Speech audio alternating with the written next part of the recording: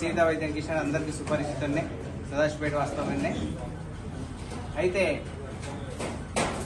మనము ఈ యొక్క క్యాలెండర్ ఆవిష్కరణ ఈరోజు మన అన్నగారి ఆధ్వర్యంలో జరిపించుకోవడం చాలా గొప్ప విషయం.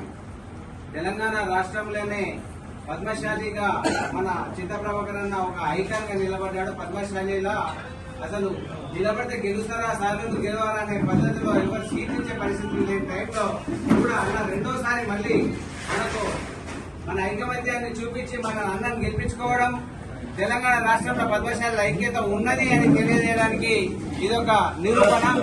రాబో రోజులలో చట్టసభల్లో గ్రామ స్థాయి నుంచి క్షేత్రస్థాయి నుంచి రాష్ట్ర స్థాయి వరకు మన యొక్క మోటో ఏంటంటే, మన పద్మశాలిలో చట్టసభలలో ఉంటేనే మనకు ఎలాంటి సేవలన్నా జరుగుతాయి.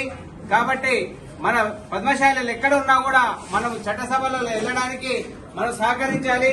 ఓన్లీ పద్మశాలీలు అనకుండా బీసీలు అందరినీ కలుపుకొని వాళ్ళ దగ్గర మనకు వాళ్ళకు మనము అనేది సహకారం చేసుకుంటూ మన చట్టసభలకు ముందుకు వెళ్ళాలి.